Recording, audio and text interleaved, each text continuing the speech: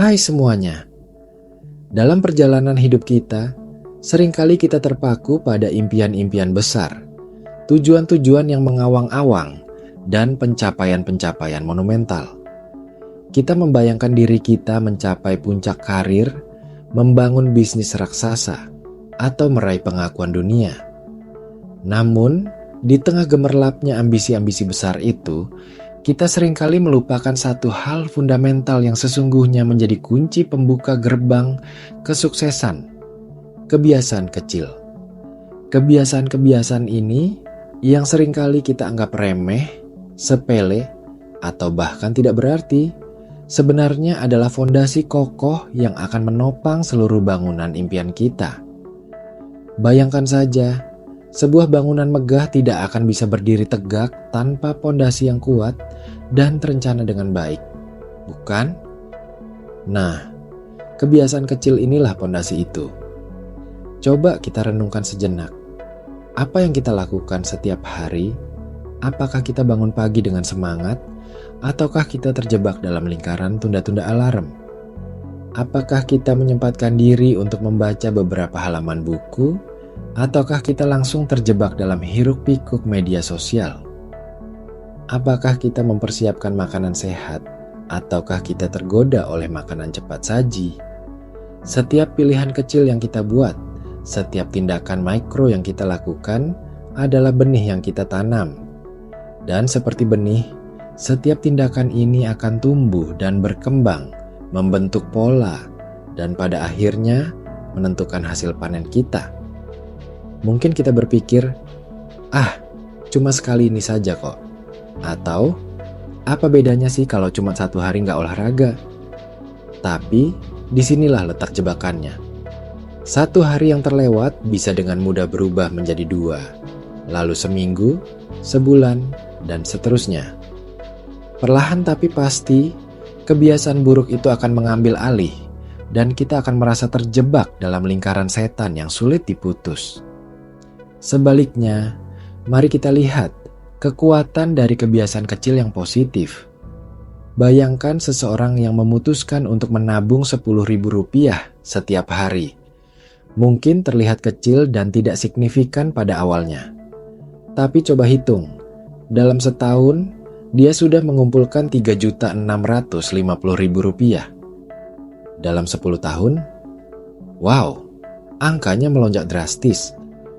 Dan ini baru dari satu kebiasaan kecil. Bagaimana jika dia juga punya kebiasaan membaca 10 halaman buku setiap hari? Dalam setahun, dia sudah menyelesaikan puluhan buku.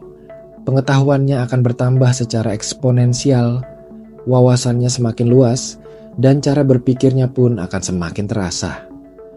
Atau, bayangkan seseorang yang berkomitmen untuk berolahraga 15 menit setiap hari.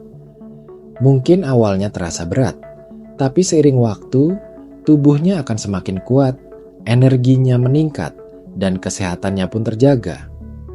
Dari contoh-contoh ini, kita bisa melihat bahwa efek kumulatif dari kebiasaan kecil itu luar biasa. Mereka seperti tetesan air yang terus-menerus jatuh, yang pada akhirnya bisa mengikis batu yang paling keras sekalipun. Mengapa kebiasaan kecil ini begitu ampuh? Ada beberapa alasan. Pertama, mereka mudah untuk dimulai. Kita tidak perlu menunggu motivasi besar atau momentum khusus untuk memulainya. Membaca 1 halaman buku, minum segelas air, atau menuliskan 3 hal yang kita syukuri. Ini semua adalah hal-hal yang bisa kita lakukan sekarang juga, tanpa perlu persiapan yang rumit. Rasa terbebani itu hampir tidak ada, sehingga hambatan untuk memulai pun menjadi sangat rendah. Kedua, mereka memberikan dorongan positif yang konsisten. Setiap kali kita berhasil menjalankan kebiasaan kecil yang positif, kita merasakan sedikit kemenangan. Kemenangan kecil ini, meskipun samar, mengirimkan sinyal positif ke otak kita, memperkuat jalur saraf yang terkait dengan kebiasaan tersebut, dan meningkatkan kepercayaan diri kita. Ini seperti membangun momentum, sedikit demi sedikit, sampai akhirnya kita merasa tak terhentikan. Ketiga, mereka membentuk identitas kita. Setiap tindakan yang kita lakukan adalah semacam pemungutan suara untuk jenis orang yang ingin kita menjadi. Jika kita secara konsisten membaca buku, kita mulai melihat diri kita sebagai seorang pembaca. Jika kita secara konsisten berolahraga, kita mulai melihat diri kita sebagai seorang atlet.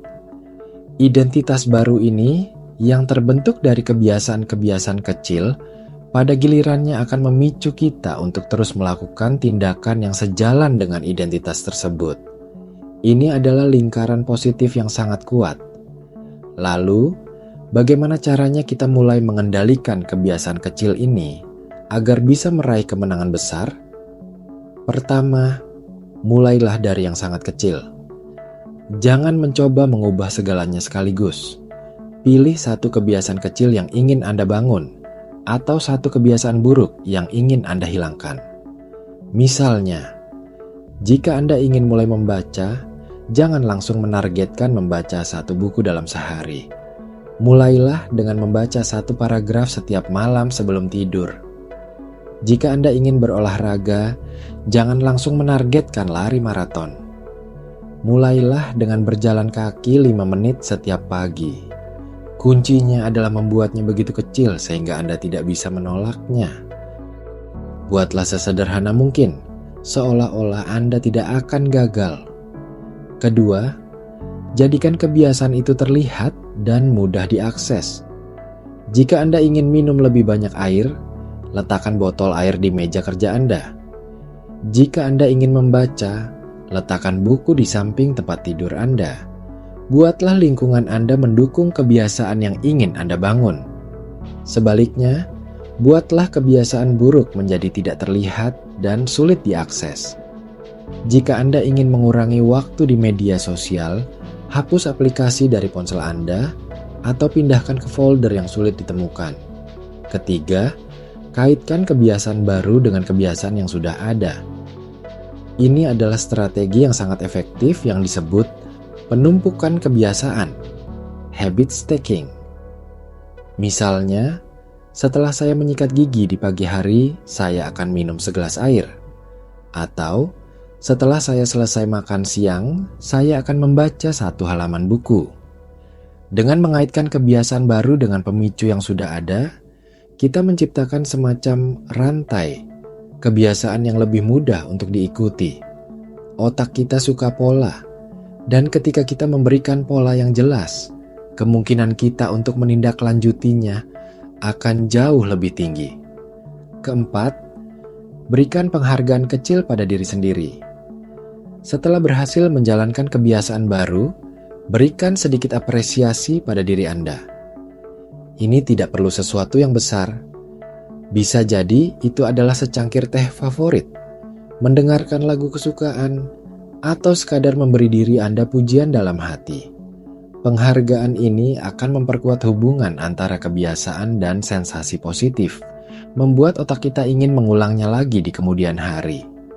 Kelima, jangan terlalu keras pada diri sendiri jika Anda tergelincir. Kita semua manusia, dan akan ada saatnya kita melewatkan 1 atau 2 hari. Yang terpenting adalah bagaimana kita bereaksi terhadap kemunduran itu. Jangan biarkan 1 hari tergelincir mengubah Anda menjadi orang yang gagal.